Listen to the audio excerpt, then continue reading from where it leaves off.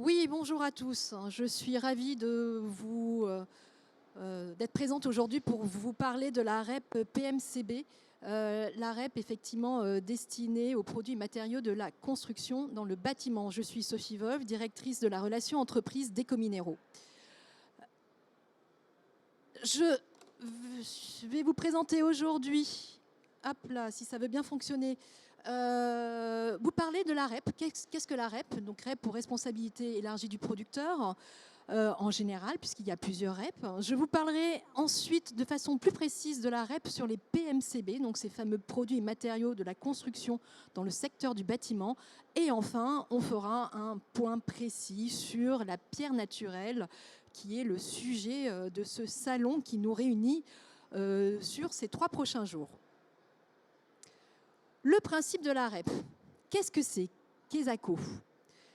La REP pour responsabilité élargie du producteur est une notion économique qui remonte au siècle dernier, on pourrait dire, puisqu'elle est apparue au cours des années 60 pendant la période des 30 glorieuses, une période qui a vu effectivement la consommation de masse se mettre en place avec son corollaire, les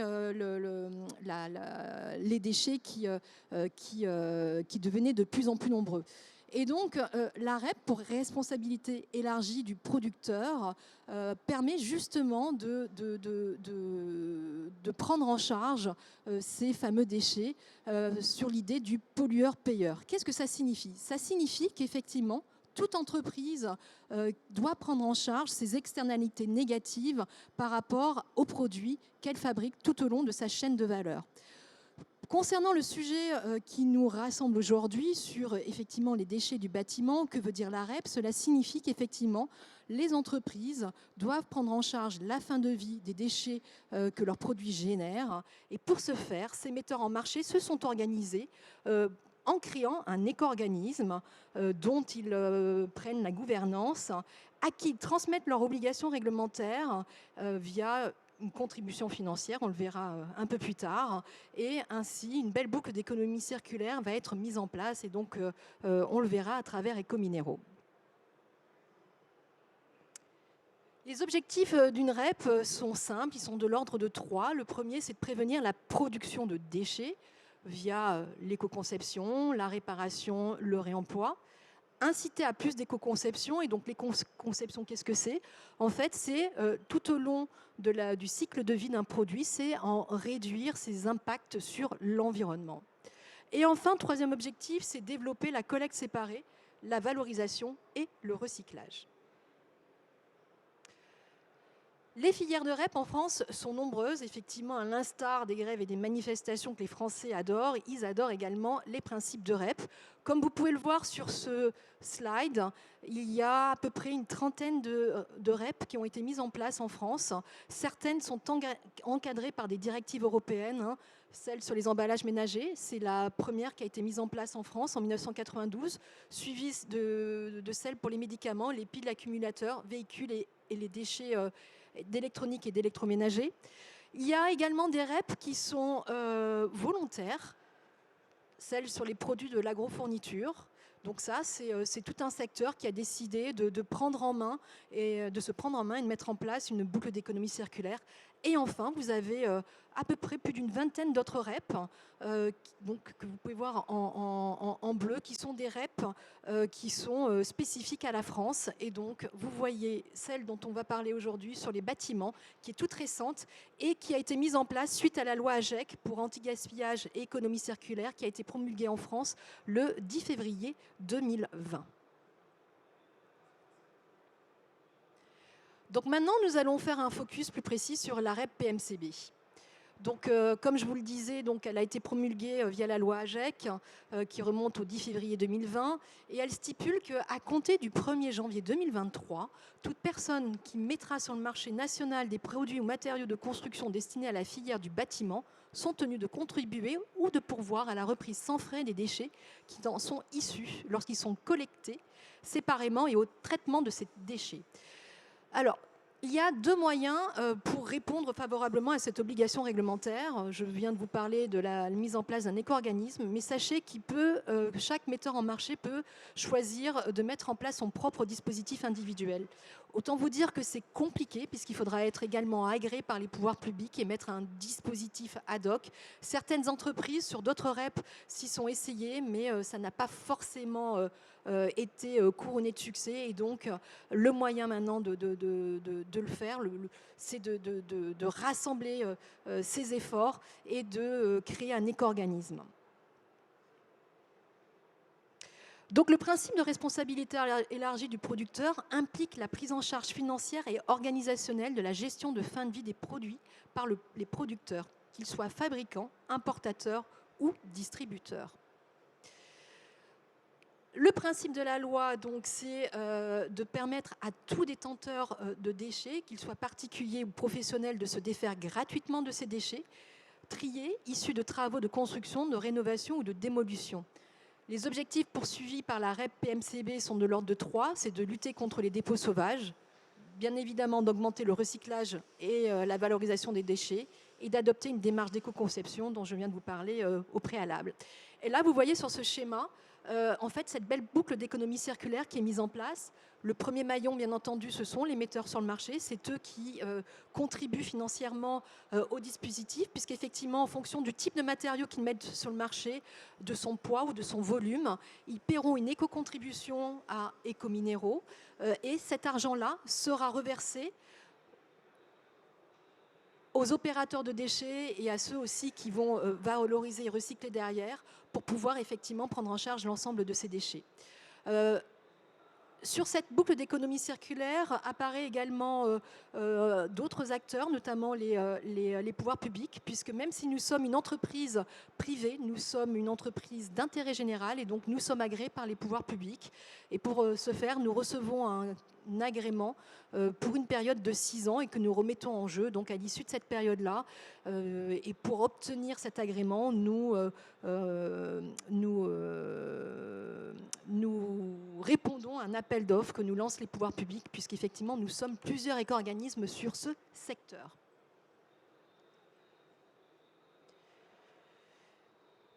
Qui est concerné par la REP PMCB en France? Donc, toute personne physique ou morale qui, à titre professionnel, soit fabrique ou fait concevoir ou fabriquer des produits ou matériaux de construction du secteur du bâtiment, que cette personne physique ou morale commercialise sous son propre nom ou sa propre marque auprès de toute personne qui réalise ou fait réaliser par un tiers des travaux de construction ou de rénovation sur le territoire national. Donc c'est important, je précise, le périmètre est franco-français. Mais également toute personne physique ou morale qui importe ou introduit pour la première fois, ça aussi c'est important, sur le marché national, des produits ou matériaux de construction du secteur du bâtiment destinés à être mis en œuvre sur le territoire national.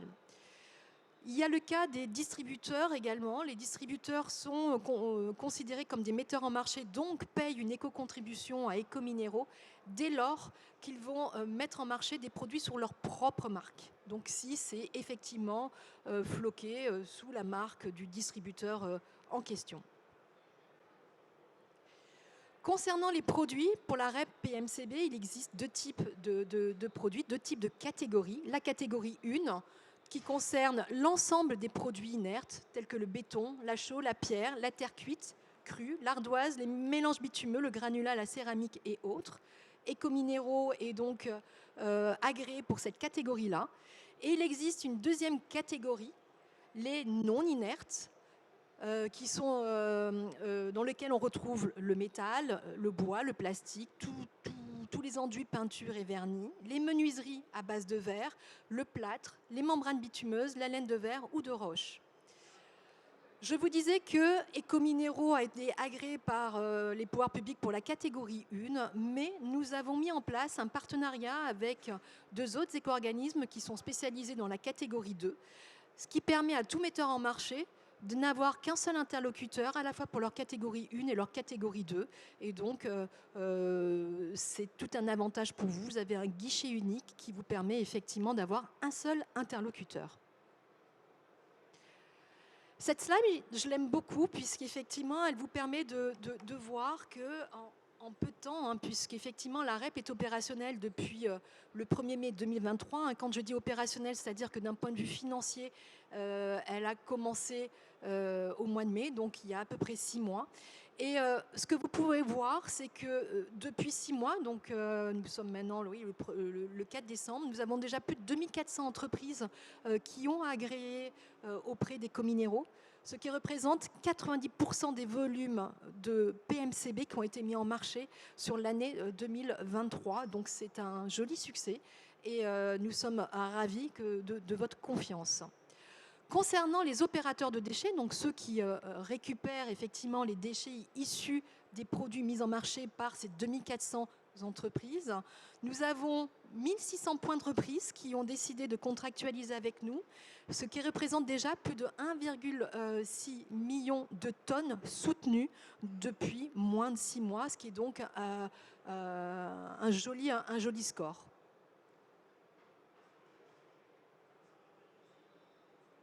Excusez. Je ne vous ai pas entendu. Aujourd'hui, est-ce que les mairies sont au courant de tout ça? Oui, on travaille avec les mairies, tout à fait, avec les collectivités locales. Ils ne font pas partie de ces 1600 points de reprise. Ils commencent depuis un mois à contractualiser avec nous. Et donc, on a déjà un certain nombre de collectivités locales. Tout à fait, pour les déchetteries publiques. Mais tout à fait. Et donc, nous travaillons en étroite collaboration avec... Je suis d'accord avec vous. On espère que l'année prochaine, il y aura un peu plus de monde.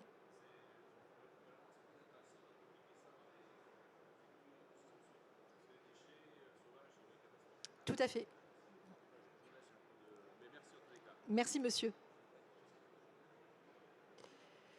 Concernant donc l'actualité pour les metteurs en marché sur l'année 2024, quelque chose qui est extrêmement important, effectivement, c'est les évolutions tarifaires des éco-contributions, donc le montant que chaque metteur en marché doit payer en fonction du type de matériau qu'il met sur le marché et de son poids. Donc effectivement, il y aura une évolution de tarif, mais qui ne sera pas applicable avant le 1er mai et conformément à notre cahier des charges, enfin notre contrat plus exactement, nous vous informerons de cette hausse au plus tard 3 mois avant. Donc vous aurez suffisamment de temps pour pouvoir anticiper. J'en ai fini sur la REP PMCB, donc excusez-moi, c'était peut-être extrêmement rapide, mais le temps nous est compté. Et là, nous allons faire un point sur effectivement les pierres naturelles, donc le sujet qui nous rassemble aujourd'hui. Donc la spécificité pour les pierres naturelles est celle-ci, c'est que en cas de vente de tranches ou de blocs ou de vente à une carrière, c'est effectivement l'éco-contribution est à déclarer auprès des cominéraux et sera refacturée à cette carrière. En revanche, dès lors que vous vendez une pierre à destination d'une entreprise de façonnage, l'éco-contribution sera payée par l'entreprise de façonnage puisque c'est elle qui après vendra ou en tout cas transmettra cette pierre auprès du client final. Un point également important, et de par votre secteur, parce que vous êtes pas mal concerné, c'est le cas des importations. En fait, je vous l'ai dit tout à l'heure, la REP PMCB n'est que sur un périmètre français. Donc, toute entreprise étrangère de pierres, qui vend des pierres naturelles sur le territoire français n'est pas concernée par cette éco-contribution. En revanche, ce sera l'importateur ou voire même le client final, si il l'a importé en direct, qui devra payer les contributions auprès de nos services et la refacturer, le cas échéant, à son client. Concernant les outils, les services que l'on peut vous proposer, nous avons développé un certain nombre de documents qui vous permettent de répondre à toutes vos questions en passant par l'adhésion, votre déclaration, la facturation, qui vous explique également comment appliquer l'éco-contribution sur vos factures. Nous avons aussi une foire aux questions. Bref, il y a pas mal de documentation que vous pouvez trouver en direct sur notre site internet que je vous laisse découvrir. Voilà, j'en ai fini. Je vous remercie d'avoir participé et n'hésitez pas si vous avez des questions.